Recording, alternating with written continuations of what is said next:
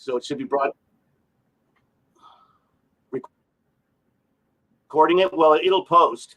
I'm not putting it in the cloud. I'm not putting it in the cloud, but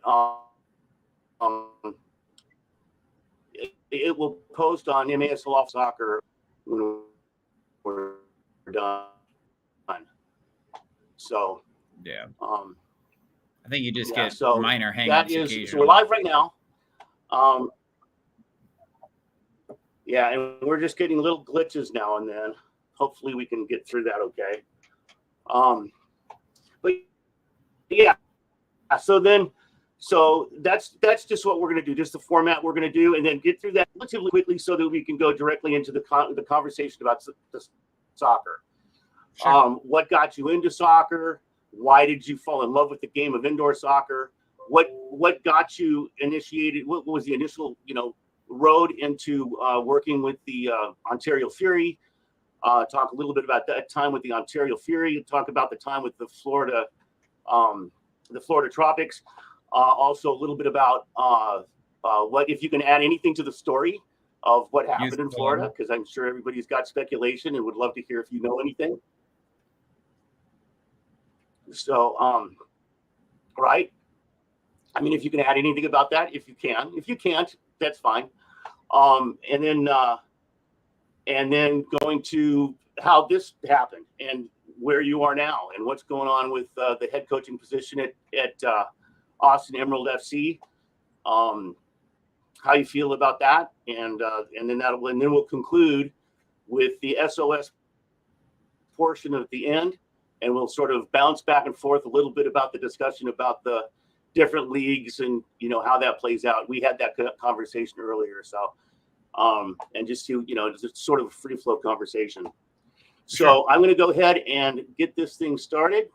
This might be a little loud in the intro. Here we go.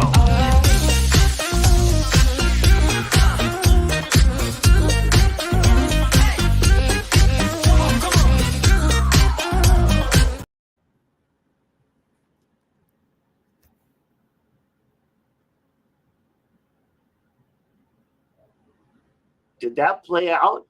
Yep. Okay. I didn't on my screen. Okay, very good. So hello, everybody. Hi, this is Greg Study on Soccer. I am here with Kevin Curtin, and we're going to talk a little bit about just getting to know Kevin Curtin. This is Coach Kevin Curtin, currently going into his first season with the MLS Austin Emerald FC. And we're going to talk a little bit about who he is, where he came from, what he does. And he had a little bit of excitement today. He was just sharing with me a little bit of excitement today. He's got a soccer team that he operates and works with that are basically made up of military guys. If you don't know that about Kevin Curtin, he is an Army soldier, has been in the Army for a number of years, and we're going to talk a little bit about that. But first, Kevin, welcome. Thanks for joining me. Thank you. There was a little too much soccer love in the beginning of this intro. Okay. I got to throw a jab in there at the beginning, I'm much love to the guys at the Sockers, but I got to tease you a little bit. Okay, very good. Oh, that intro. Yeah. Well, so that's, all of those. Farb's, yes, all of those Farb's guys. face is like right in my screen, like, hey, it's Brian Farber. I'm gonna text him after this and be like, Suddy's got you in his intro. We got to cut that out. Okay. Eddie Velez is in there too. Yeah, he's first, I think. And then, of course, Craig's in there, of course. Like, yeah.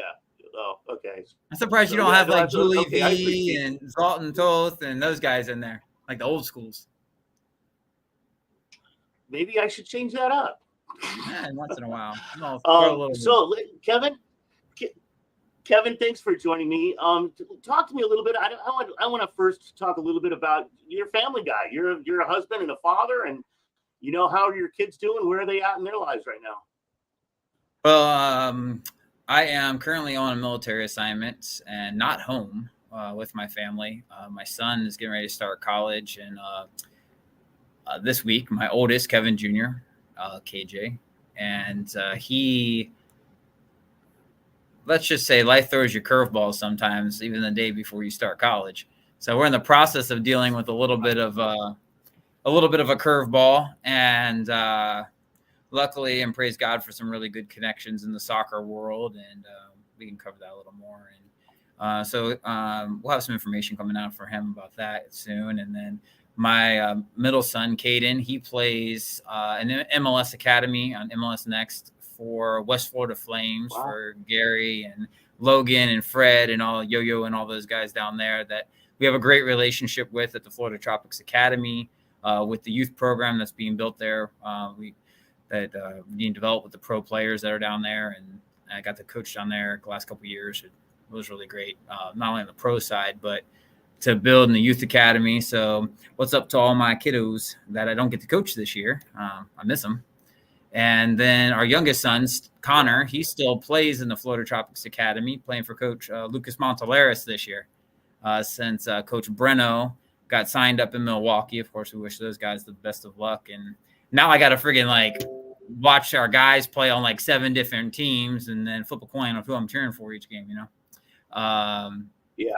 And Victor and Lucas do a great job running the club and really growing what we're doing down there. And of course, my wife, we're going to celebrate 19 years of marriage in 2 weeks. My wife's name's Nicole, and we got married as, I say kids, but we might as well have been kids.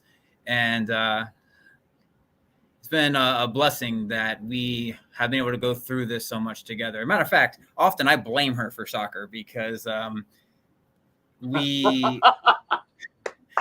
I grew up primarily an American football and basketball player, and I played, a little bit of soccer for a few years, played in the military, and just enjoyed all sports that I could play. I just like to compete, and I like the camaraderie of team sports. And I was getting deployed. I want to say it was before our youngest was born, because I believe she was still pregnant. So 14 plus years ago, and she put our little kids in soccer. And I'm like, what did you do that for? Why would you put our kids in soccer and not football? Of course, there were 2 and I think barely 4. So I don't know what they were going to do with that American football.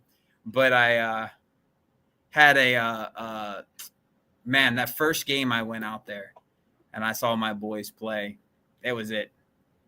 And ever since then, it's been full bore. We spend more time on a soccer pitch than we do in our own home half the time. And so in fact, of juggling a military career, I spent a lot more time pursuing coaching children and growing in the youth world, and trying to combine the professional and when I got into that world, years later, trying to combine those 2 worlds to bring local heroes to kids and nice. Try to develop youth, not just as soccer players, but as good men. And so what turned into, occasionally we'll tease, we'll be having a really long weekend or something like that. And my wife and I will tease back and forth. I'll be like, hey, remember, you brought me into the soccer world. She's like, I'm going to have 3 boys sitting around at home when you're deployed. I got to do something with these energetic boys. You gave me 3 boys. They got to do something. So thanks, babe. I appreciate that, because all these years later, and the more I fell in love with the sport, the more I wanted to see it happen.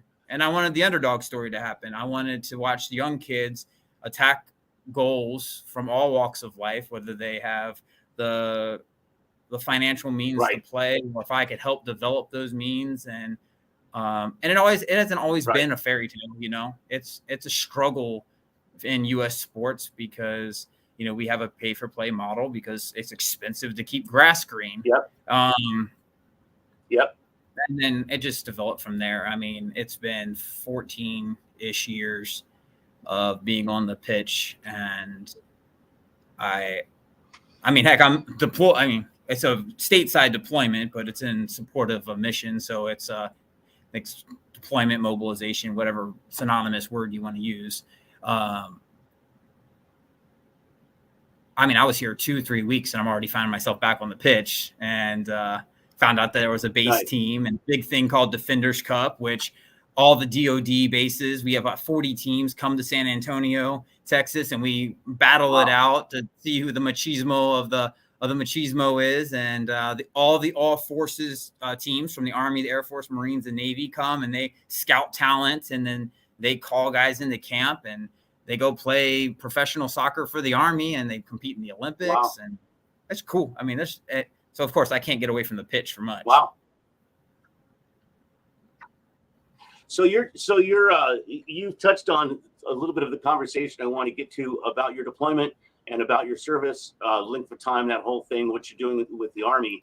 But I also want to touch a little bit, before we get off the family thing, I want to touch a little bit about Coach's Corner and your business that we were promoting. We were promoting the Christmas trees and the family work that you guys are doing there at Coach's Corner. Talk to me about it. Let's share that. Let's share a little bit about what's going on there. So I've been a nurse for a long time, and then I got into kind of nursing administration and leadership, and some things happened in a few companies that didn't match up with who I want to be ethically in business. And I was coaching and trying to figure out how to not quit coaching so I could go chase the almighty dollar. And I grew up in small business, and I was like, our hearts are to keep kids playing the sport. So we would help kids play and transport and hotels and food. And I was like, well, I got to figure out a way to cover this. So I was like, man, I love coaching. I want to take a small business and I want to apply it to the community. So Coach's Corner Collectibles was born, I believe, in 2017-ish. And I just kind of operated as like a small business in the background, and try to offset some of the cost and help kids out. So fast forward a couple years, we move across the country, and my grandmother, her name's Carol. She is 85 years old and ornery as ever, and I love her to death. She has done handcrafted ceramics and pottery for 70 years, just about. And I got there, and she's a service-based person. She's on it when she gets to serve other people. I mean, I'd like to think that part of that love and desire outside of my relationship with the Lord came from my grandma and my mom. And nice. When I saw that we still had the molds, and I saw we still had this and that, and I was like, we should put these in the shop I opened up in Florida, and we should put them in there. And she argued with me, and she's like, they'll never sell. Nobody cares about trees. Nobody cares about pottery and art. And I'm like, no. Trust me, you're not ready. And we exploded, and people loved the story, and they loved, for me, it's about keeping my grandmother, keeping my grandmother on her toes and alive and engaged. As a matter of fact, we had a business call earlier for one of our customers that is in Iowa that wants to make a big order for Christmas. Oh, nice. And she's like, Kevin Michael, you need to give me this information sooner. And I'm like, hey, calm down. But I tell you, I joke around with her, and she's amazing, and I love her to death. And her and my mom helped me out so much when it comes to that stuff. And just keeping her art alive, and the fact that my 85-year-old grandma is still working with her hands and working with clay and making works of art, which you can find at Coach's Corner Collectibles on Facebook. I like the plug. And so yeah, right. I mean that, and boy, and people are loving it, Kevin. Yeah, and we made a lot of. So we went through the. We went through the MASL teams, and I came up with design patterns for color patterns for the whole league. We probably made, I'd say, over half. I had orders for over half of the teams in the league. And so that was really cool because it not only tied into helping kids play soccer, keeping me involved in it, helping the business grow, keeping art alive, but then also it got the MASL involved, which was awesome. And the best thing that came out of the trees in the MASL for me was there's a young man, a super fan of the Baltimore Blast, who was a soccer player, who I think he had osteosarcoma, and he had to have his leg amputated. And I reached out to them, and I said,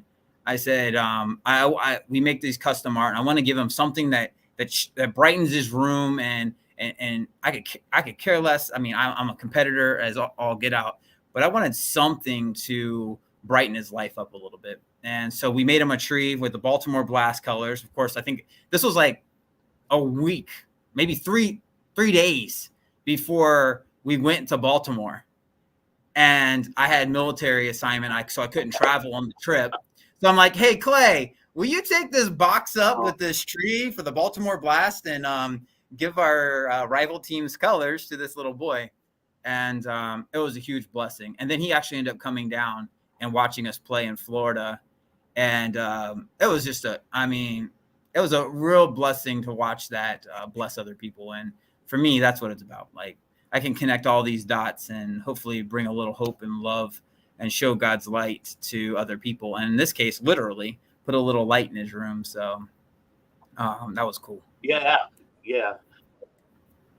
So talk a little bit about your service in the United States Army. How long have you been in? What are you doing now? You said you're on deployment, but I know that is in Texas. And your family is in Florida. Right. As opposed to where other places it might be. Right.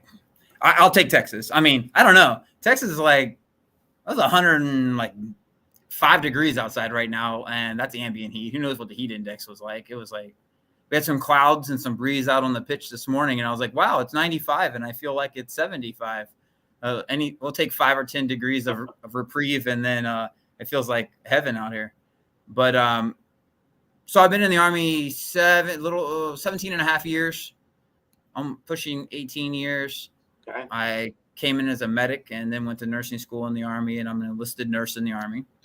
And I've done all kinds of crazy stuff. It's been awesome. And it's had its days where I'm like, I don't know if this is going to continue like this. And the hard struggle as I've grown to like want to be a dad who's present. I want to be a father who's present in my children's life, because as amazing as my wife is with our children, boys need their dads. Children need their fathers. Yeah. And I don't prescribe to a scenario where both parents aren't equally important. But I do know, according to the Word of God, dads are extremely important raising men, because men were designed to raise men. Yes. And moms are amazing, and single moms that have to raise men do a great job too. But I want to be around. And I mean, when I joined, we were in the heat of the war, and it was like I had 3 deployments that I had to go, that I was supposed to go on. And one of them we prepared. I left. I was gone for quite a while, never made it to Iraq or Afghanistan, and then came back home. So starting a life up again. And it's like, surprise, I'm back after we just spent 3 months getting myself together. Another one, I left, and I had like 8 days from warning to orders. And then I left, and then it went to go do the train up, and then they end up sending me back because they end up using me somewhere else. Had another one. They end up changing my orders 3 times in 3 weeks. So this one comes along, and that's just some of the story. But then this one comes along, and you get to a point in your career where you have to start weighing when to take your mobilizations. I got to see my oldest son graduate. My middle son's going to graduate in the next 2 years, and I want to be home. I want to be around. I want to watch my son graduate high school. And so the time came, the mission came, and it was like, okay, this is great timing for this. Of course, not great timing to be away from family, but it is what it is. And now I get to support a good mission here, and working to do some cool stuff in the hospital and work with some good people.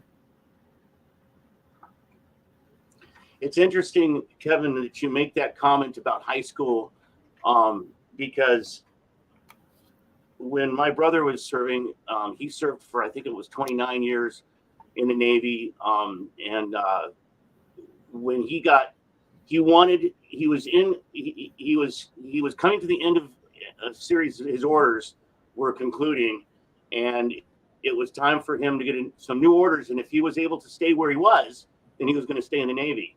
But if they were going to send him somewhere else and force his family to relocate, it was halfway through his son's high school period, and he wanted his son to finish high school in the same school. He wanted to be there for him to do that. those orders didn't come in like he wanted, and so he ended up closing out his career at 29 years. And it's actually why directly related to what you're talking about. Yeah, and it's actually why my dad got out of the military in the Vietnam era. Was my grandfather was very sick. He got stuck with a dirty needle after the Korean War, and managed to survive a war. And he dealt with some stuff during the Korean War and came back, managed to survive that, and then I believe, if I remember correctly, he got a piano like fell and like stuck him in the leg, and then he got stuck. Back then they used needles over and over again, and they autoclaved them. They weren't throwaway disposable. Right.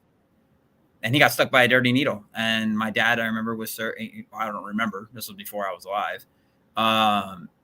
He got out because he couldn't get the assignment that he wanted. So that way he could take care of his father. And so some of that decision-making in his service came from the same kind of idea of yeah, it makes it difficult at times. My hat's off to my brothers and sisters that serve, because there's a sacrifice not only that they go through as people, especially when they're apart from their family. It's a harder contrast, and we're not out playing soccer. We're not out. We're not necessarily chasing our dreams per se all the time. Sometimes our service is a dream. Like, that is what people dream to do. They put the uniform on, and it's a blessing to serve. But there's an aspect of that quote unquote sacrifice that is the time part of sacrifice. It's not the things we experience, because a lot of that stuff we expect. We volunteered for that. But then sometimes you're sitting there and you're like, man, I don't get this time back. And that makes it a little more difficult. No, you don't. No. And it's a blessing. I can't say that it hasn't been a blessing to my family in some aspects. And I've met some of the most amazing people in the world. We could have a just story time of the people that I've been able to take care of, and talk for hours of the amazing human beings that will have echoed in my eternity of my life for their sacrifice. I mean, to me, my service has been nothing compared to what some of these people that I've met and served and got to be a small little part of their life and their comeback story of such, from healing from wounds. Go to the burn unit, like go work with a guy who has 70 to 90% total surface body burns, and tell me what sacrifice looks like, and it's a little bit different of a breed. Right. So it's been good. And I plan on being in for quite a while. I have my boys to get through high school, and, benefits are good. And I love serving along the people I serve with and carry out the mission.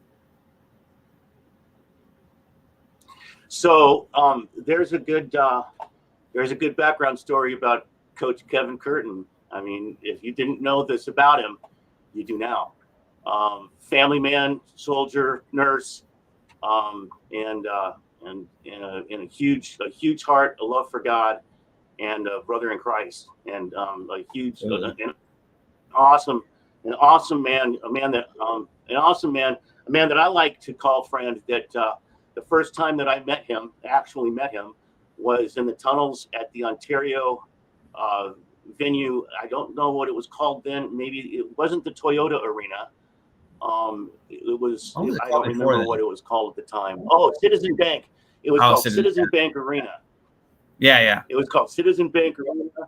And the San Diego Sockers were playing the Ontario Fury, and I was up there with the media credentials and ran into Kevin, got my attention in the tunnels down there. So on that note, talk a little bit about how did you get that step in the door as an assistant coach for the Major Arena Soccer League Ontario Fury? Yeah, well, I'll beat everybody to it. I didn't deserve it.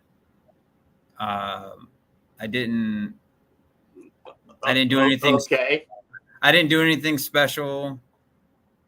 I served in my community, and how I even came to know about the MASL was, I believe in his 2014-2015 season, there was a USA versus Mexico game. And I'm trying to remember who the heck. Yep. I got a hold of somebody and I was like, wait, soccer inside with hockey boards. And so I started like doing some research. Nice. And I was like, oh, I like, and the inner footballer in me, like American footballer in me, was like, you get to hit people. There's a little bit. That was 2015. 15? If that was, I was going to say, if that was 2015, that was probably the Indoor World Cup, the first Indoor World Cup with the World Mini Football Association. They did that in 2015 in the United States. It may have also been an exhibition match because there was a lot of exhibition matches between. There's been a lot over the years between the United States and Mexico. And I think that was the first. Yeah, so that was your first introduction, huh? It was either or it was either that or an Ontario game. It was one or the other. It was either an Ontario game. I'm pretty sure it was 14-15 though, because it was our first. It was my son's first year, like our first year, like really pushing and growing our club for the club soccer role. But anyway, I remember just being in the stands and just the ball racking off the walls and the kids cheering and the speed of play and the score and the saves and using the walls. And I mean, I remember the first time I saw a blue card and I was like, dude, what the crap is a blue card? Yeah. And then it was like a power play. And then I started connecting all these dots and I was like, oh, I looked at my wife and I said, this is what I want to do. Nice. This is 2 years. This is 2 years before I met. Is it a year or 2 years before I met Jimmy? And then you fast forward a little bit. So you meet Jimmy. You meet Jimmy Nordberg. How do you get from a brand new fan in the stands in 2015 to 3 years later, as an assistant coach? So I used to be the vice president and club director for a club called the High Desert Youth Soccer League, and we were known as Rage FC. And we were trying to grow. The High Desert has a lot of teams, and there's a lot of politics up there. There's some great people that run clubs that just have different ideas. And I got a lot of friends in other clubs, and there's a lot of really great players that have come out of there. And it was just different. I was a transplant there because the military brought me to California, and I didn't really prescribe to the politics. I just wanted to serve kids and watch grow and put a good product on the field. And we met with Bernie Lillevoix, the former owner, and we were like, hey, we have this product and we will bring tons of fans. And I like to keep stats. So I brought the stats down of like, hey, this is how many tickets we've purchased as a club. This is how many people we've put in your stands. And he was well aware because the High Desert had brought, I think it was like at the time it was like 40% or more of their fan base was driving down the hill or down the mountain to watch the Fury play.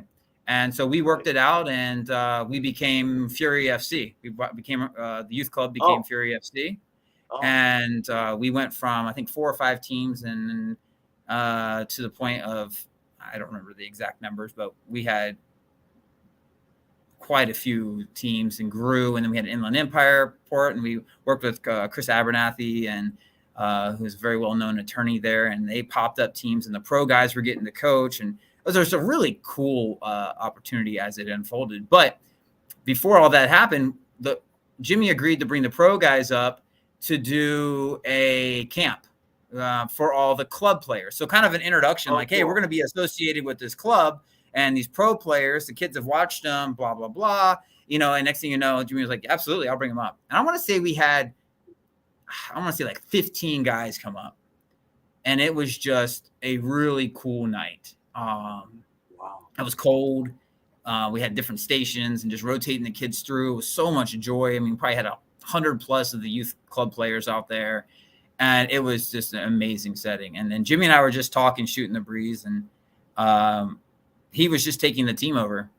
And I was like, man, Jimmy, one of these days I'd love to come down and watch some sessions. I'd love to be a part of this. And I said, I have no belongings in the pro side of this game, but I would just love to be a part of it. And he said, well, can you come down tomorrow? And I was like, sure. And I was like, and I had some conversations. We actually all went to dinner later that night, and I think we were there like we went to this awesome little Mexican place that we have up in the high desert, and we were probably there, 2, 3, 4 hours, I don't even know, and just talking with the guys that came, and we treated them to dinner, and it was a cool opportunity to just kind of get to know Jimmy more. And yeah, I guess kind of the rest is history in a sense. I just wanted to learn the game.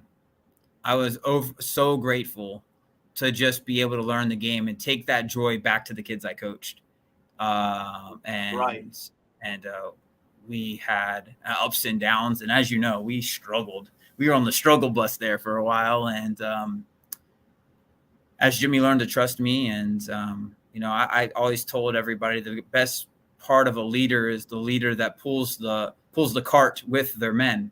And I always want to be known as the leader that's in the fight with my people. And so bringing me in as a guy who really knew nothing about the league and knew nothing about pro soccer other than a passion to grow, anything Jimmy asked of me, I tried to do. And I tried to do for the guys.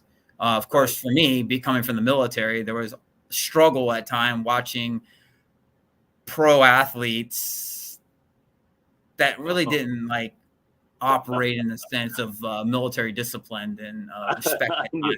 Okay. So I won't pretend that I didn't have a dust up here or two for a few guys when and I had to learn. And I could tell you that Jimmy taught me a lot about being a professional and dealing with personalities. And I've had that. And the difference with me is that I've learned that I've had mix up going into even this last year with guys. And I have no problem going up to someone and saying, you matter more to me than me being right, because who you are to me through the eyes of Jesus matters more through the eyes of eternity than it does for me to be some kind of coach, So that's how it started. And Jimmy, I think we missed that first year. We missed the playoffs. Second year, we missed the playoffs. I think we lost to Tacoma. And then if we won, I think we were in, and then we lost out. And then we qualified for the playoffs the next year. We brought Jermaine Jones in and had him for a little while. Landon was at the soccer, so there was some interesting buzz about that. And then we qualified, and then COVID happened. And then the next year we were in the finals. And there's some cool, just some opportunity. I remember standing there on the pitch, the first time I ever walked out with the team, and I was like, what am I doing here? And trust me, I guarantee you, I won't name names, but I know for a fact there were people like, what is he doing here? Right. And they probably think and some people probably think the same thing. Here we go 7 years later. What in the heck is this numbskull Army nurse, bald-headed youth club soccer coach doing coaching and being on the bench in the MASL? And it didn't come without hard knocks. I remember second year, maybe first or second year, listening to the flow of the game. We were down a man on the pitch. I recognized it, grabbed a player to throw him on the pitch. Jimmy grabbed the player, threw him out, went to throw him out the other door, but I threw my guy out on the pitch first. Oh, yeah. Goes down, makes the play. I don't know if he scored a goal or saved us from getting a goal scored against us. I don't remember which case it was. He managed to pull his guy back in, and he went from that other door to my door in a second flat in my face. And we won't go into what was said there. But he's like, you're lucky. And I was like, oh my gosh, I almost got fired, and I haven't even done anything in this league. And I remember afterward we were talking in the background, and he was like, man, I was the heat of the moment. It worked out to our advantage, but I would have killed you if we ended up with a blue card for that stupid move you pulled. And I was like, thank you, Jesus. So Kevin, how did you get from the Ontario Fury, because it wasn't the Empire Strikers yet, right? To the Florida Tropics? How did that transfer take place? How did that happen? So the year after, we went to the finals, and friggin' Sockers beat us, and friggin' Sockers. Good match, lots of drama. Thank God Clayson was okay. Thank God Clayson was okay, and what a position to friggin' put our backup keeper in. But what a dogfight! What a dogfight that dogfight that mini game was. It was indeed. And it was really cool to be there. Really cool to watch a program grow, to watch culture grow, watch the hard work and the late nights and sleeping on Jimmy's couch and the way to games and the friggin' midnights and 2:00 in the morning at Applebee's. Watch just talking and going through the struggles of the game and watching us finally reach a goal. Right. And then that COVID year, we found out my mom had a tumor in her frontal lobe. And it was, after they removed it, we found out it was about the size of a small grapefruit. Oh, no. And by the grace of God, it was in an area where they were able to remove the whole thing. And she's an amazing condition. And the Lord just, her testimony is on, I think it's on YouTube, but her testimony of what God did was amazing. And God is good. Wow. And so then we had some other stuff go down, and we made a decision that if we were going to move,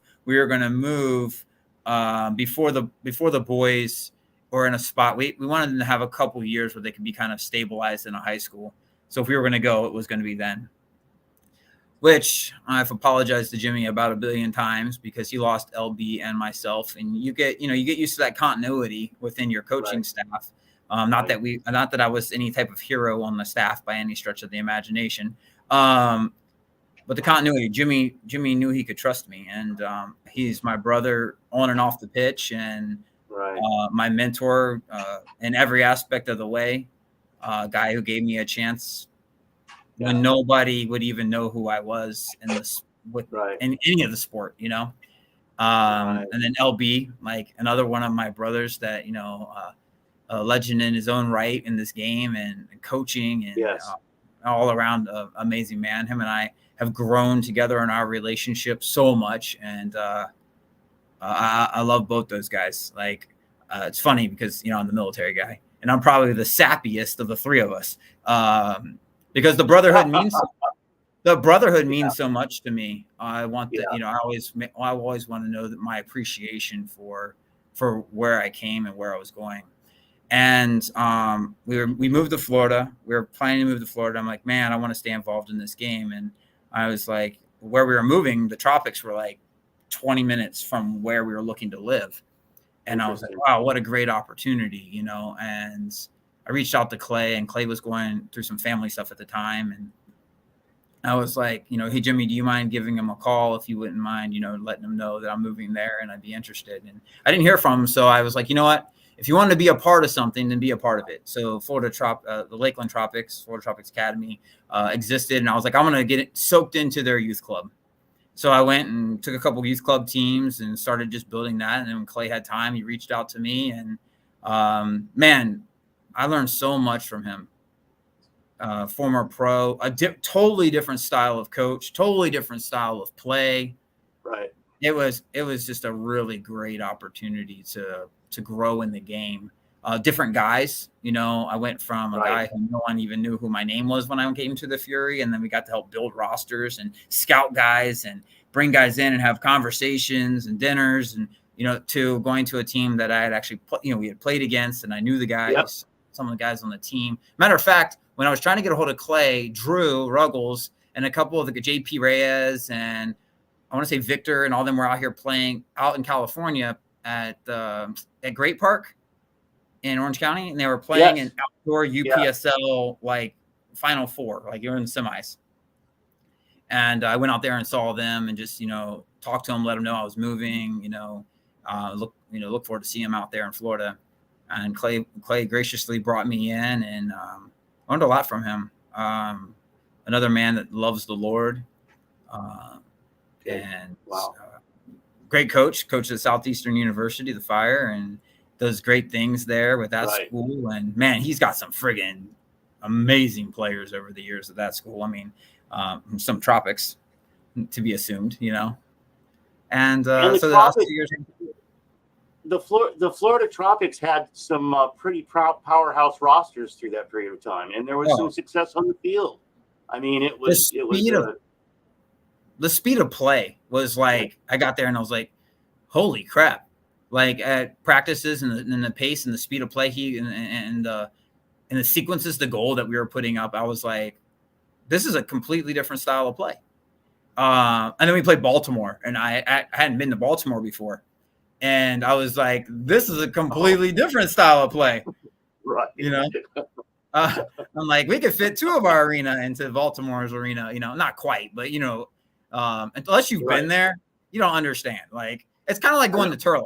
I always ask guys in the MSL, I'm like, so where have you been? And like, what team? Where have you played? If you haven't played in Harrisburg, Sonora, Turlock, like those are the three extremes to, I think, our league that provided us such a unique I remember going to Turlock the first time. It was like January, cold as crap. Got in there, the Modelo's, glass bottle Modelo's lining the whole thing, and friggin' I want to say it was Chico smashed a ball off the glass, and all I heard on the outside was just breaking beer bottles, and you could smell the beer, and I was like, oh my. I'm like, what the heck? And then Sonora reminded me of like a bullfighting arena, and it was just great memories. Tropics, like I said, I mean, it's just an awesome style of play. And then to get to go to back-to-back finals and back-to-back finals against the daggone Sockers, it was crazy. And then lose twice. Well, I remember at the end of season before last. So you guys, I had flown out to Florida, and I was there for the first game of the finals, and then the Tropics came to San Diego, and the result is, we know what the result is. But I met you. I remember running into you in the parking lot after the game was over. And I was trying to be friendly, my friend, and you turned to me with the scowl on your face. And it was like, don't talk to me. We're coming for you, is what you said. I'm not happy. I mean, man. Hats off. All right. Nothing but respect to Phil and the Sockers and all those guys. And so let's talk a little bit about it. So what can you add to the conversation of what happened in Florida? Nothing. I mean, nothing. I mean, why is the team not there? What I mean, ultimately, it comes down to a decision. It comes down to a business decision. I think it comes down to a decision that they had to make a decision on where the team was going to play, how the team was going to play. You know, when a venue quadruples the rent for the G League basketball team, and Orlando G League Magic was like, bye. The next day, we're going to go play, you know, closer to our home, you know, our parents' team.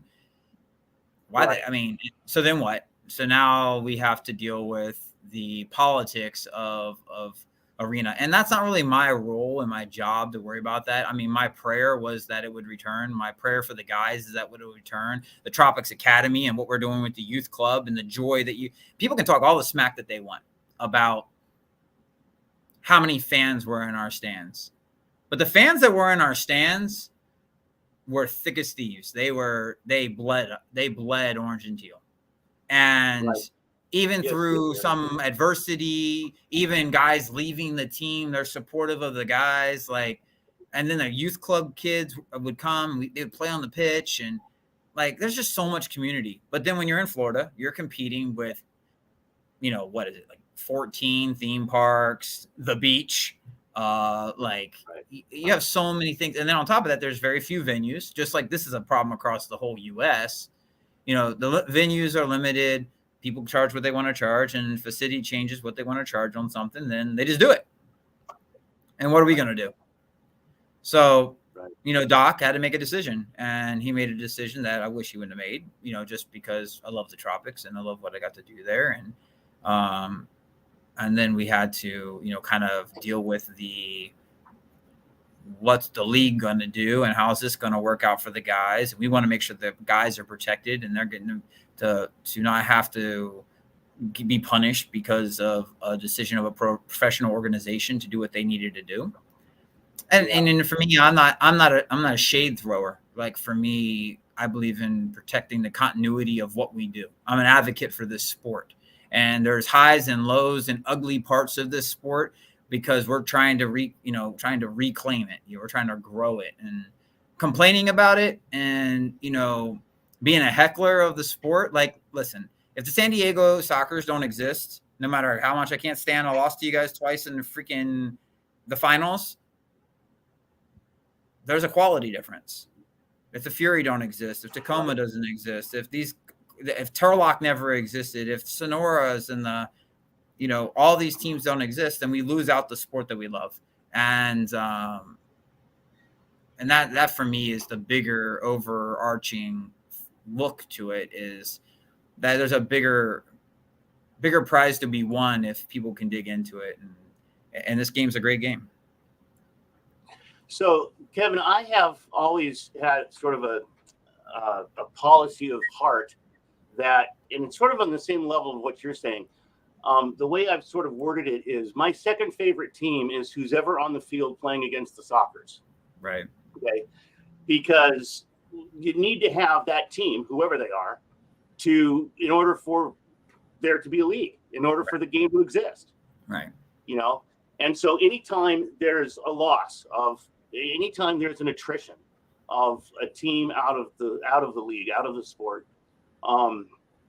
it lessens the overall quality of the game overall. I mean, it hurts the family, you know, even if it is, you know, the team that you love to hate, you know, it is a, and, you know, and there may not, and I don't know the back office, you know, I don't know all of them. I know some, but I don't know all of the back office relationships. I don't know what owner doesn't like what owner, you know, personally, or which guys get along better and all that kind of thing. But at the end of the day, you're all bought into the same family, right? You know, and together try and make this thing grow.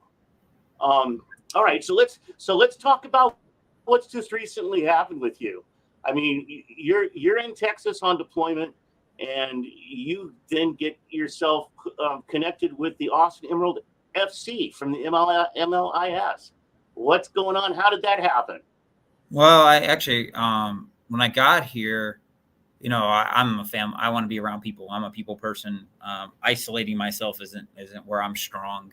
I love interacting with human beings and really, especially in soccer, I love to just carry out my passion. So I remember I was talking about it, probably driving my new military coworkers nuts, listening to me talk about my love of the sport and, you know, where can I play? If there are kids that I can volunteer and coach, and, you know, can I coach rec kids, or, you know, what can I do here to keep myself busy and following my love of the sport? And somebody brought me a flyer out of the hospital elevator or somewhere by the elevator and was like, look, there's a joint base San Antonio team that you can go play. I was like, sweet. So I called the coach, and Paul was like, yeah, if you want to come out and help me coach. You know, we had 80 guys try out for a 26-man roster. I guess we have 23 active players and 3 reserve players for this tournament. Wow. I was like, wow. I was like, yeah, I'd love to come out there. And man, it's a great group of people. Like, and he's like, you know, hey, and we talked about my background a little bit. We talked about what I do and where I coach and, you know, that kind of stuff, just so he kind of knows that it's not some knucklehead wanting to stand on the sideline and yell.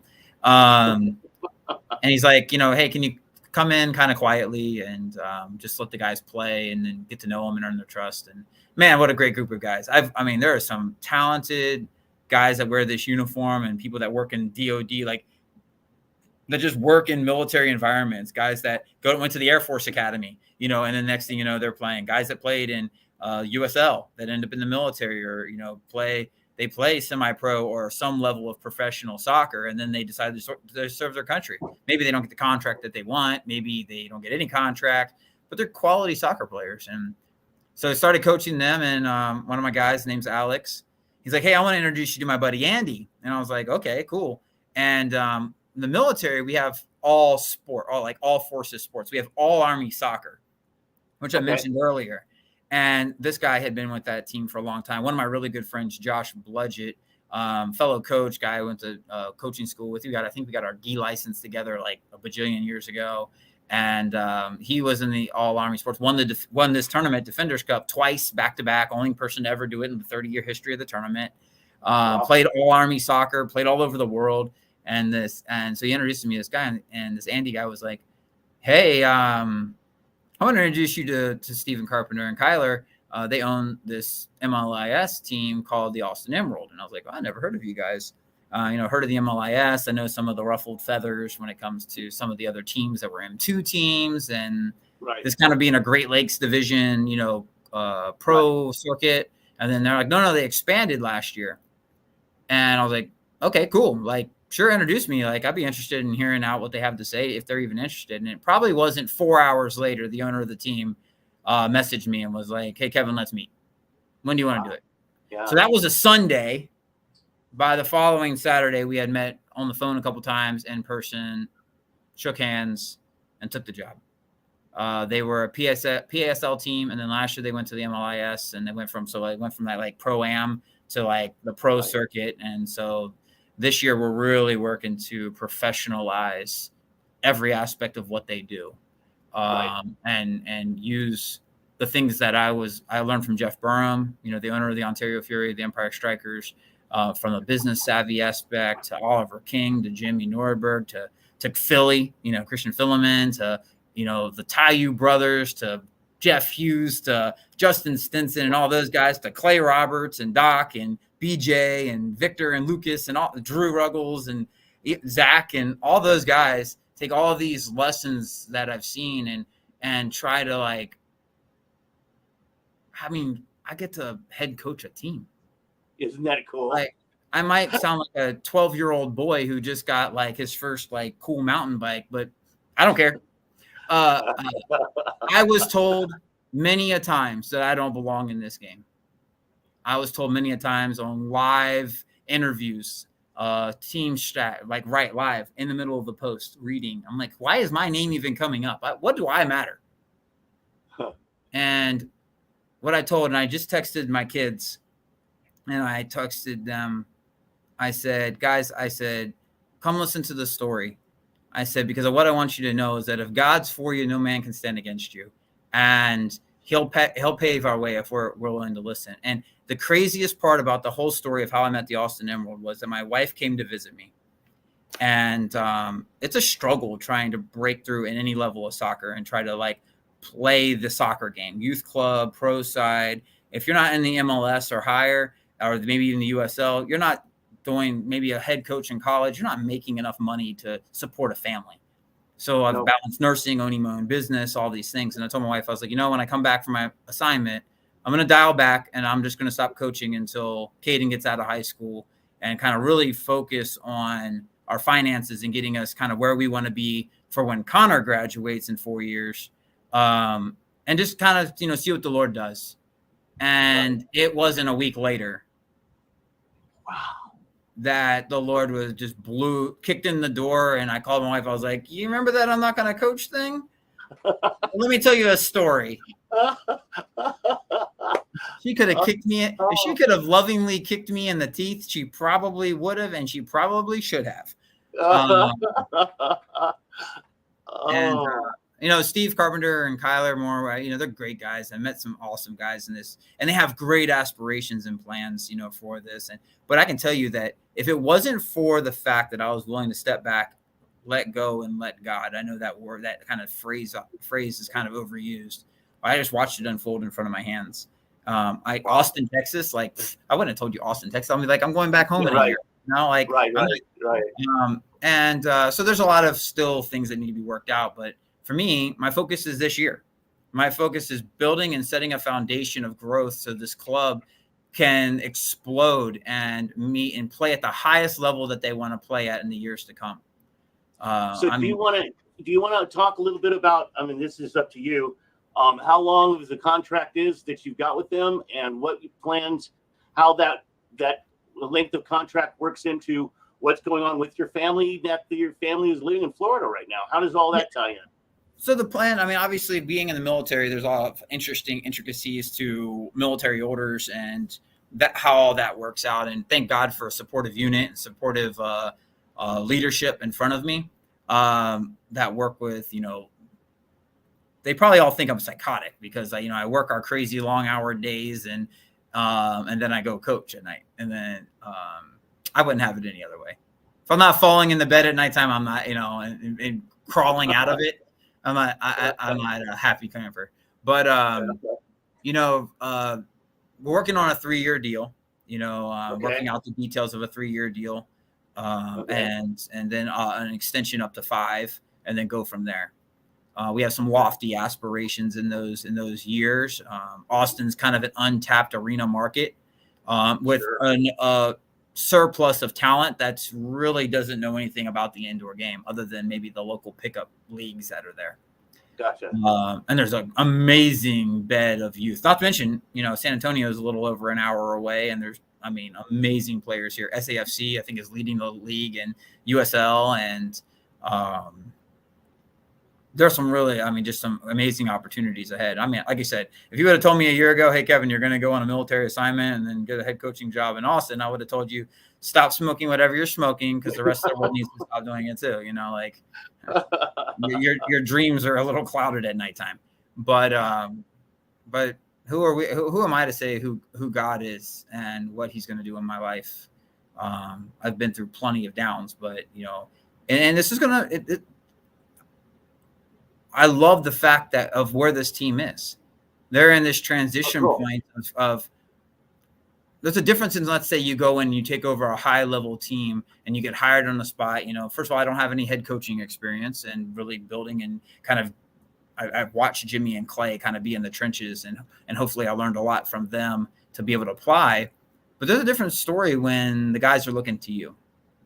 And I look at that. I don't take that lightly. I take that as an awesome challenge. And we just named my assistant coach, so that'll be awesome. And he is a 28-year Army vet, all Army player, played and has a really great.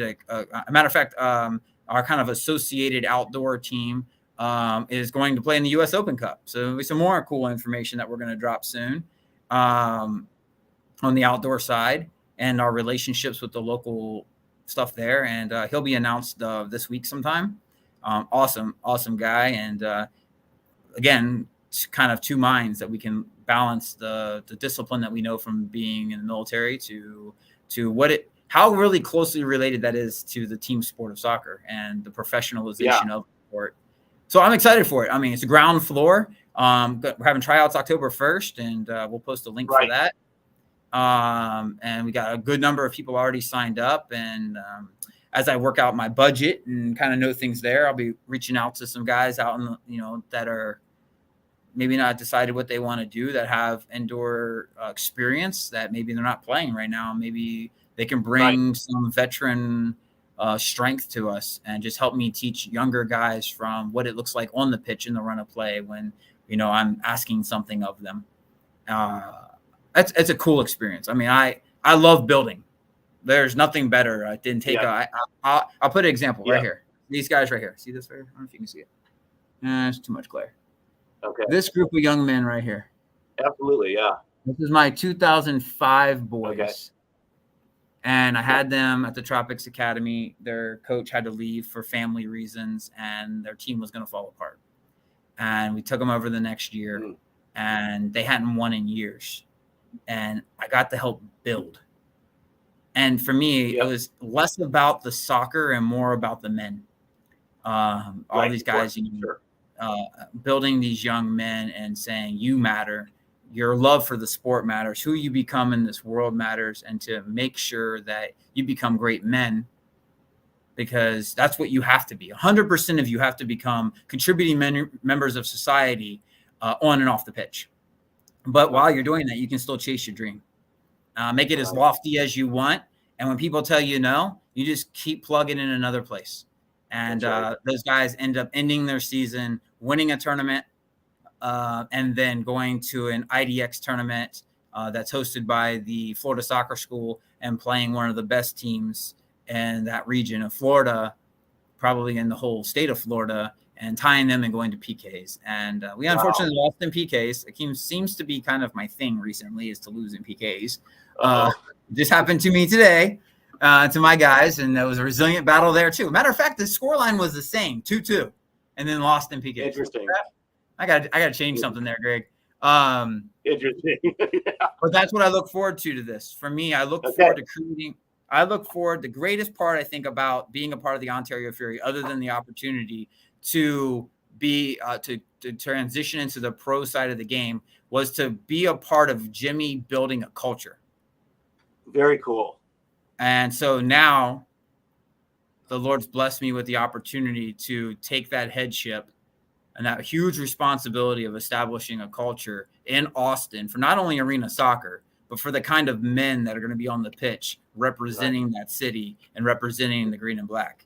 I look forward to that. And like I said, it's a responsibility that I don't take lightly, and one that I told Jimmy, I said, first game I ever coached with him, I was like, I want to do this the rest of my life.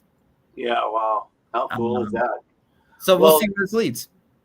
Yeah, Kevin, that is about almost exactly 1 hour that we've been talking, and I'm not going to let you get away quite yet. I think what I'm going to do, though, is I'm going to conclude this portion of the conversation and of the show. I'm going to put up a little break right here. You can see this here in a second. And I don't know if that covered over the screen or not. I guess it didn't. No. Okay, it didn't. That's too bad. Okay, so SOS, that is Study on Soccer. SOS is our section. And this is what I'm going to do for the rest of the Study on Soccer series, is at the end of the conversation, we're going to have some discussion about just some, not necessarily controversial, but just some conversation about something that's going on in the sport that is somewhat newsworthy. And I think that this particular subject is newsworthy with this conversation we're having today with Kevin, mainly in part because he has taken a position as a head coach with the MLIS team, and having come from the MASL, and we also have the NISL. There's been some discussion of a league called the ASL, which has been floundering a little bit as far as getting off the ground. But they keep they keep posting online and social media as something that's kind of going to show up. But we haven't seen anything on the field yet. But the NISL has taken the field. The MLIS has taken the field. The MASL has the MASL 2 and the MASL 3. I understand that the MLIS has a similar interior pyramid that they're working with. So I've got some opinions about this thing. And the first thing I want to say, though, from my standpoint, is everybody, I mean, I know some of the principals and I know some of the players in the MLIS. Obviously, most of my relationship and association is with the MASL, but there's a lot of crossover. Like yourself, there's a lot of people who started in the MASL and have moved into the MLIS. And there's not a guy that I would say, you scallywag you. I mean, right. It's a matter of, we all love the same sport. We're all trying to move the same thing forward. So nothing that is my opinion is opinionated based on any personal feelings towards any one individual or any group of individuals.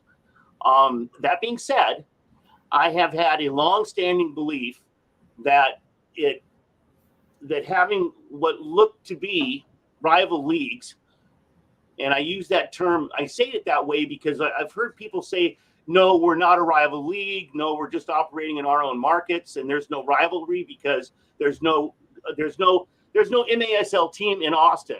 So there can't. So the argument is, how can there possibly be a rivalry? Well, from my standpoint, the rivalry is from a national viewpoint, where places like ESPN or Fox Sports or some of these national outlets that know that indoor soccer is existing, but refuse to report on it, could be, and I'm speculating here, and I'll be the first to say so, taking a position that it's confusing to where do I put my effort?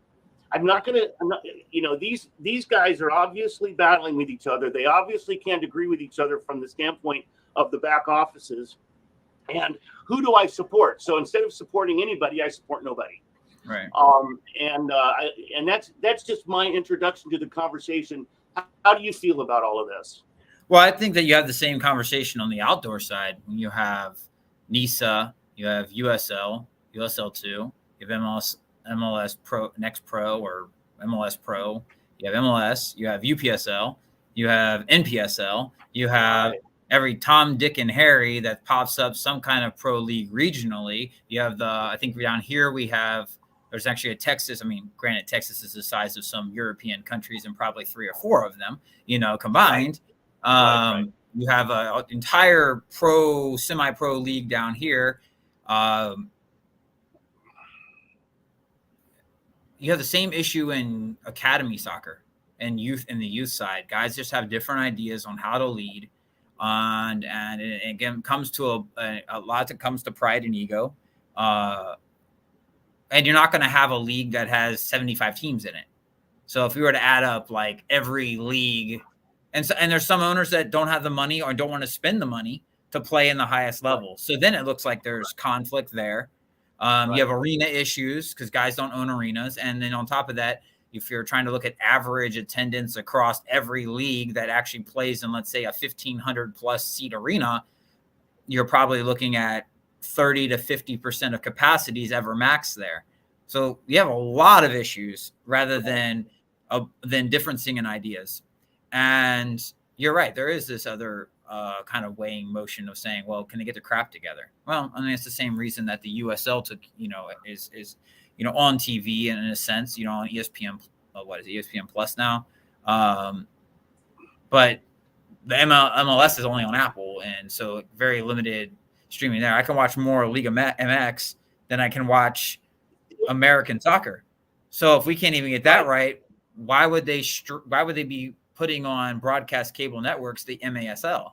And then you have Twitch that comes in, and now Twitch is finding value in the indoor game. And then eventually you got to figure 15 or 20 years from now, cable will be obsolete and it'll only be streaming services. So there is a little bit of wisdom in that, and approaching that. But for my standpoint is my phone didn't ring from the MASL.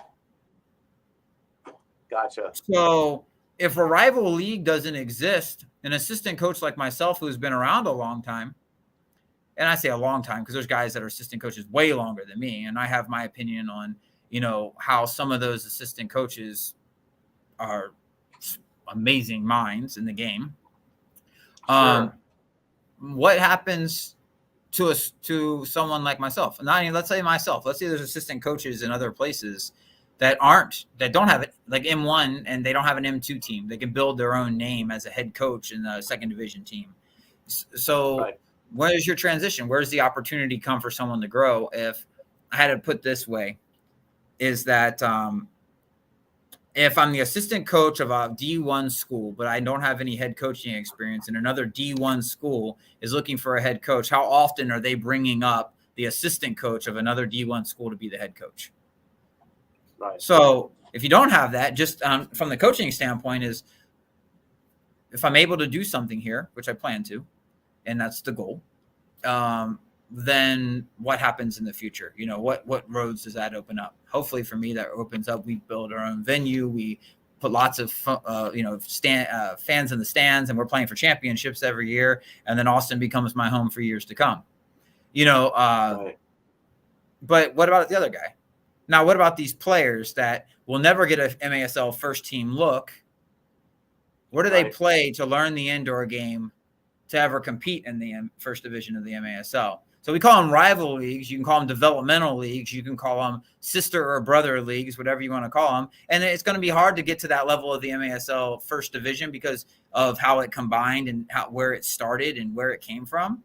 But if the other leagues don't exist, there's not a bed to create that talent that's playing year round other than your local pickup. And then who's playing that? Now, granted, this TST tournament was huge for our league. I mean, our guys went and showed out there, and and our league. I mean, when I say our guys, I'm talking about arena soccer players. Really showed that there is value to arena soccer and the big sport of soccer worldwide. No kidding. And I mean, you heard it. I watched tons of interviews and listening to big name guys from across the pond, talk about there's something to this sport. I have ideas about this for taking it back to a European. So now you have an American manipulated or designed or molded sport that's Right. inspiring people in other countries.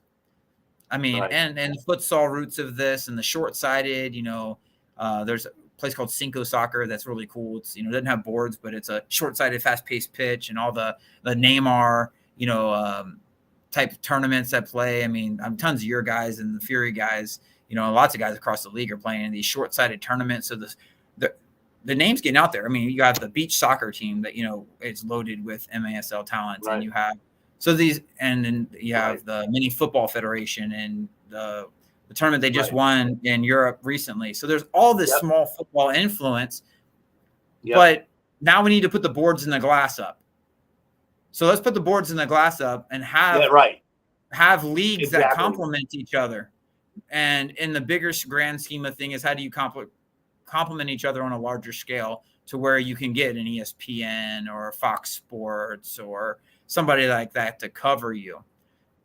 Is it the utmost importance that they cover us? Not necessarily, because the local community is what's going to support these teams no matter what. But no matter what, that is the right. That can be No the matter what, that is idea. Yeah, and that's the end. That's the end result. Is whether it's marketing, whether it's ticket sales. It's Right. going to be the regional, the people that live in that community are the people that are going to be supporting that particular team, whether Right. it's broadcast or covered on a national level or not. Now for me, I want to be I probably have annoyed every single person I know in the league because I'm sharing the information. I want them to know that Austin Emerald exists. I want them to share the news, just like I share a rival team MASL goal. I want to tag and I want to post and use social media for the good that it can be, to create awareness for what we do. I want to brag on the youth academy kids and the Joint Base San Antonio military teams. And I mean, let's use the good for what social media can be and grow and follow and watch and get those likes up and those views and those followers up and allow this sport to compound upon itself to grow itself. And the more you do that, that's how these social media giants exist, is they compound an idea and principle and they get the right people to follow it. And then it just replicates itself. And that's got to happen. It's got to happen in time. I mean, it has grown quite a bit in the last few years. I go less places now that ask me what arena soccer is. More people are aware of it. And a lot of people actually remember it from when they were kids. They remember the early years of being like, that was on TV. I always wondered what happened to that. Right. Man, is there a local team? Right. I think there's a plenty of space for it to grow in. I think the hard part is how do you complement each other? I want to challenge our leagues to replicate the U.S. Open Cup. Exactly. And have a pro division across all levels, hosted in 3 locations through your leagues, and work on a split revenue or whatever you need to do. Everybody put a little bit of money in the pot, and let's bring the top teams from the top leagues and have a pro-am division and have a pro division. And I know the argument.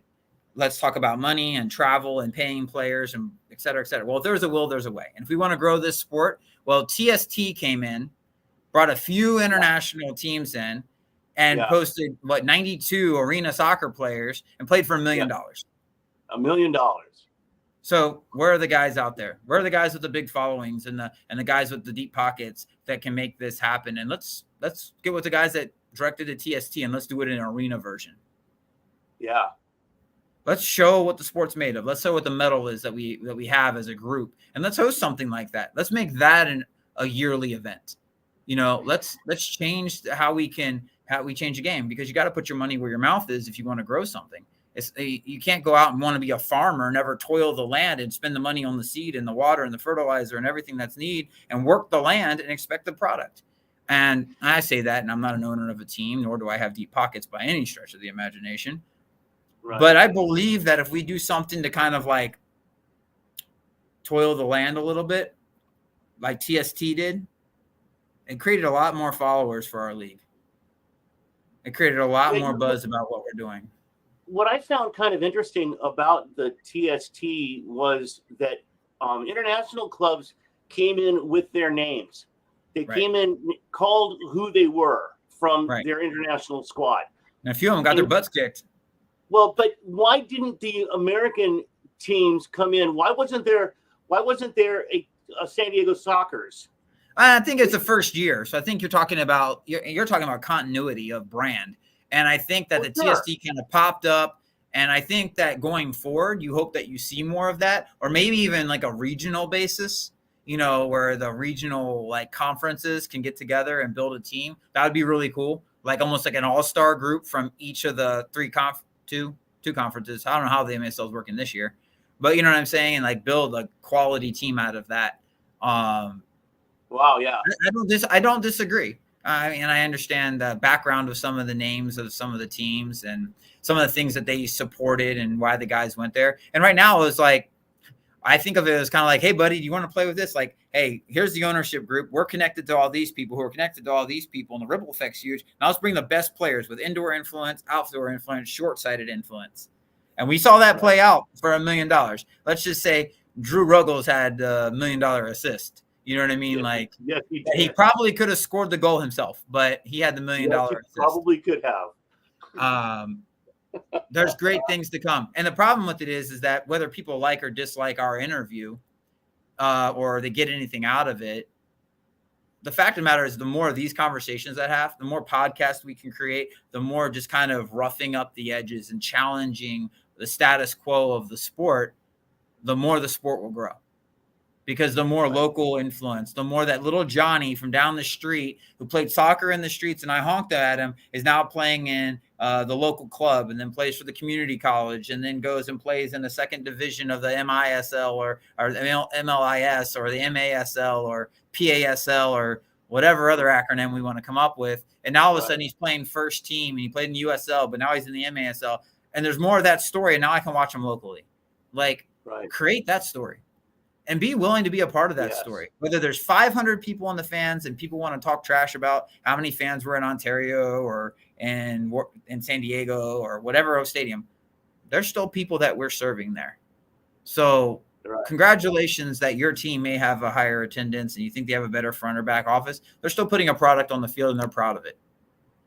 And whether my team, whether this new upcoming team, our first professional looking season this year, of kind of how we're going to structure things of coming from pro amateur look, whether I get 20 fans in the stands or 200 or 2,000, or we put 6,800 in the HEB Center, if we're able to play there or whatever location we play in, I want the best product to put on the field. I don't care if I'm performing for one person.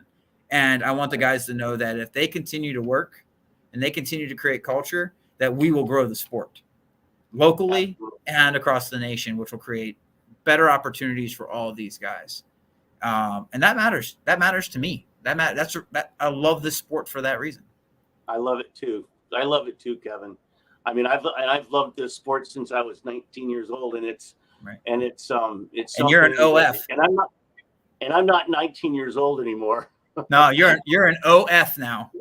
I am that. And it's a blessing for me to be able to be at least a small part in trying to promote the game and keeping it alive and bringing it to people. One of the things you mentioned Twitch earlier, and one of the things that I appreciate about that particular format is that it carries the game to the attention of people that don't even know that it exists. New fans get a chance to see it.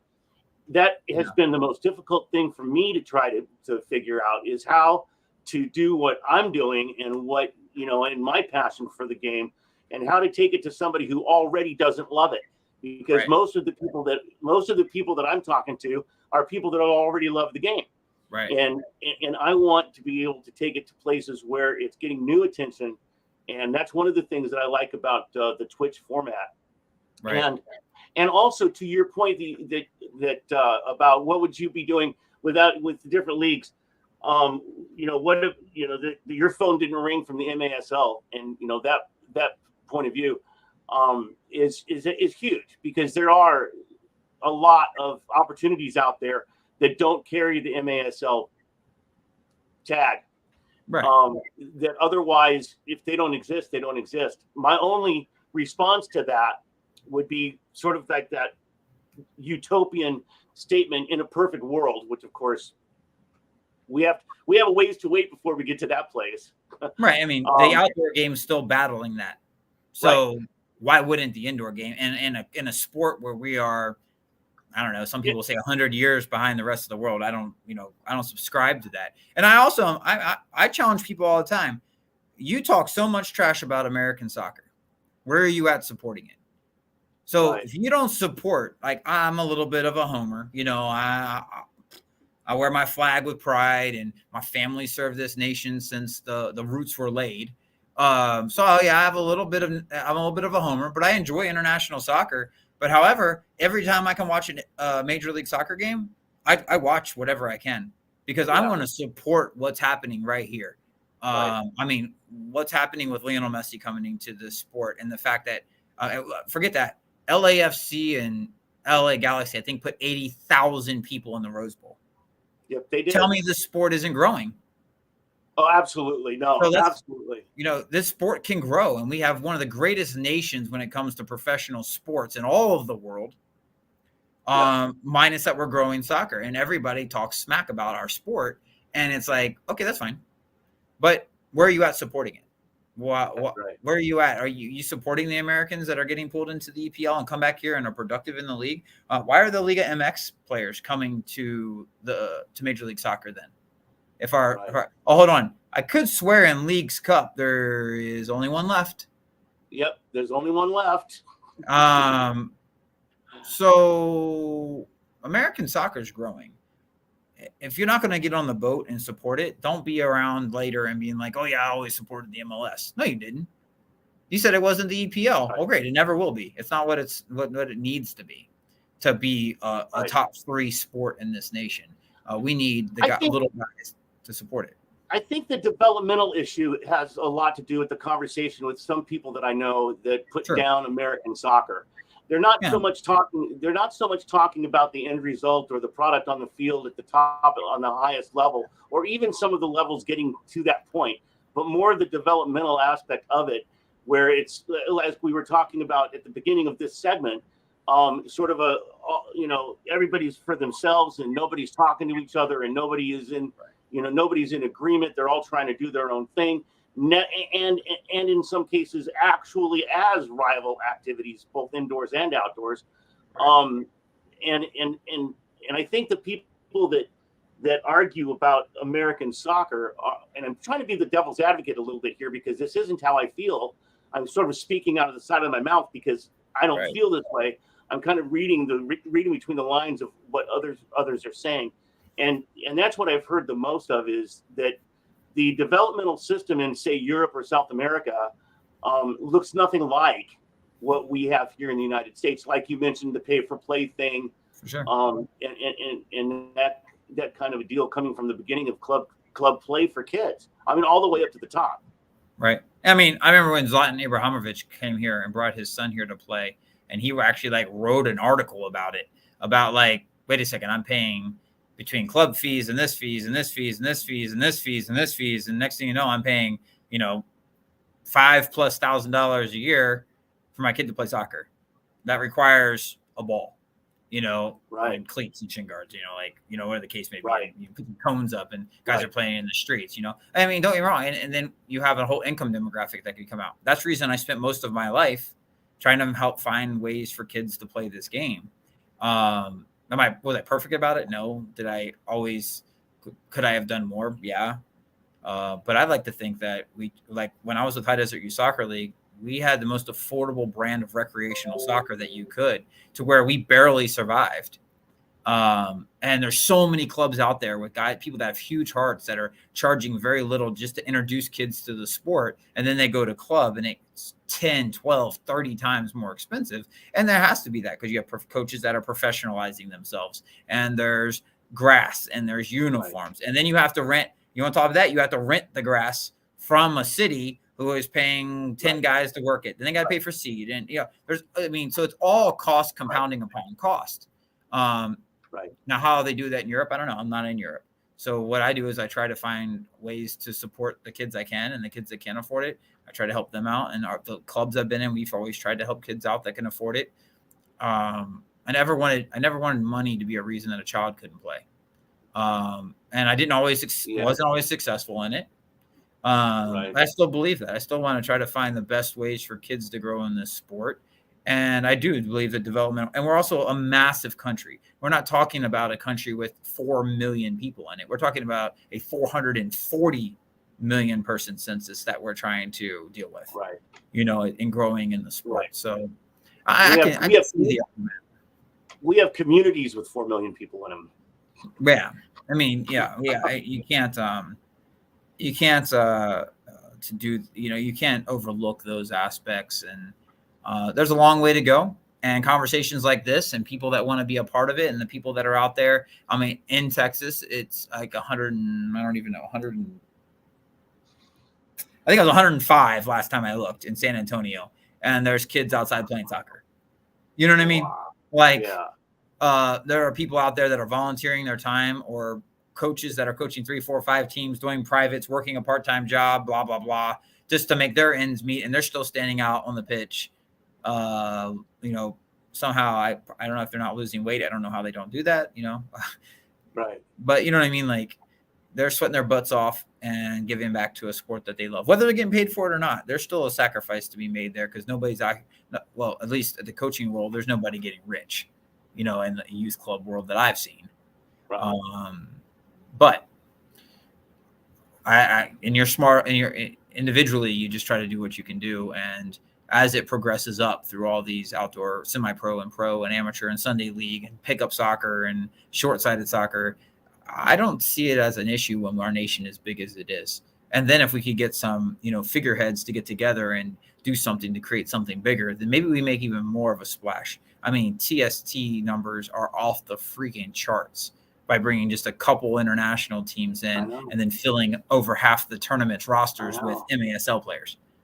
There's something to be said that there's a trigger that's going to a switch that's going to get turned on, and more notice is going to be made to these guys. Frank Tayu's got this 6v6 tournament that's going to be benefiting, I think YMCA kids and his Dream Foundation, or Dreams Through Soccer, I think is what it's called. And you have in all kinds of areas. I mean, you see the excitement from guys all over the league, from the Victor Ferreras and Lucases of the world to the guys in Utica and in Baltimore and the Venzela goalkeeper camps, and Ian Bennett and the guys in the St. Louis Ambush, and every Dallas is in the middle of a coaching hunt, and they're having their summer camps, and you see all these little guys just running around. The guys they're just smiling and loving the presentation. And Dallas hasn't done anything in the last couple of years. And you go to the arena, and there's still a big fan base there that supports that team.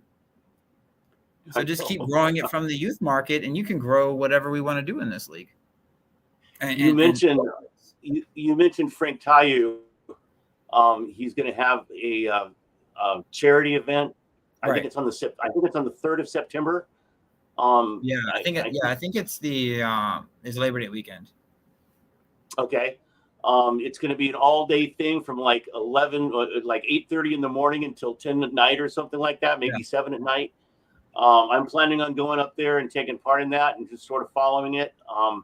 In fact, I'm hoping, I haven't directly spoken to him, but he reached out to me to be a part of the Study on Soccer show. So I think I'm going to probably have him on as soon as possible here in the next couple of days, because that's coming close, so that we can preview that and support that. For sure. So that's really exciting. Kevin, thank you. This has been fun. This has been fun. Me, I don't have any problem talking.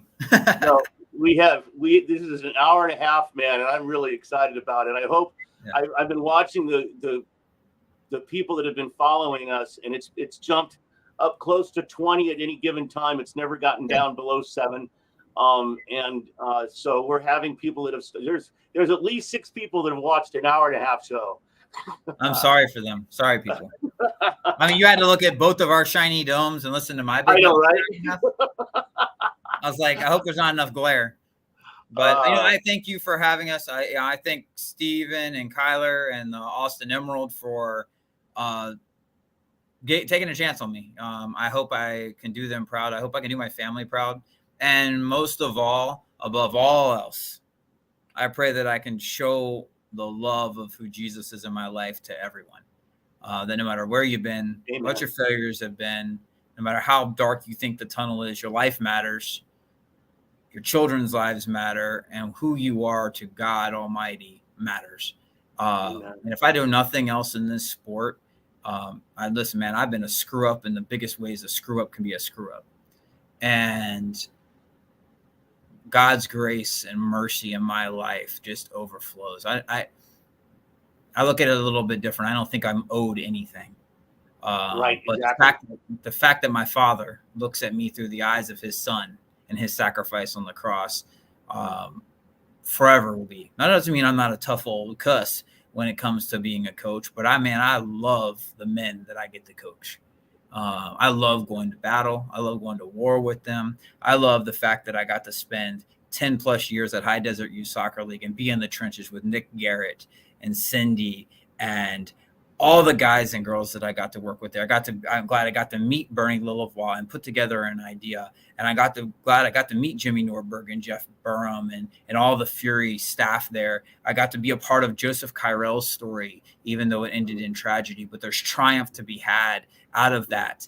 I'm glad I got to meet Clay and be a part of the Tropics and go through the struggles I've been in both.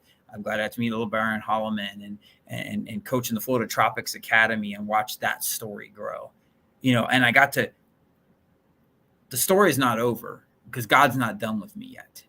Right. But in every level of this sport, even in my deepest, darkest, ugliest parts of my life, whether I've been in sin or whether I've been in peace, whatever it is, whatever I found myself, my mainstay, the rock, the foundation of my life is Jesus. And it will always be, no matter how bad it gets or how glorious it gets. And I'm blessed to do that. And I will only ever lead anything I do so long as I get to proclaim the name of Jesus. And I'm grateful for that. And I can't wait to lead this group of men. I can't wait to put a challenge in front of them. I can't wait to challenge myself and reach out. I've already reached out to many guys in the league that I trust and say, guys, I got myself in trouble. No, not in trouble. I've gotten myself into a situation now to where I get to do what I've always dreamed to do. And I'll be picking brains, and there's wisdom and maturity and a multitude of counsel. And I'm not too big to say, hey, I got this idea. What do you think about it? Hey, I'm struggling here. What do you think about it? And I'm blessed to have some great mentors and friendships like you, Greg. And I can't wait to, I'll be getting with Philly soon, and we're going to do a little series there. And I hope to be able to paint a picture for young men that nobody knows the name of here in Austin, and to tell their story through what they can do on and off the pitch for their community. Awesome. Well, I've got nothing else but that. I mean, how can I say anything but thank you for joining me today, Kevin? Sure. It's been my pleasure to talk with you and get to know you better and share who you are with everybody else that's out there. Right. My wife and kids, I love you guys, and I miss you. I'll hopefully see you soon. You're an outstanding man. God bless you. All right, Greg. Thank you. Bye-bye.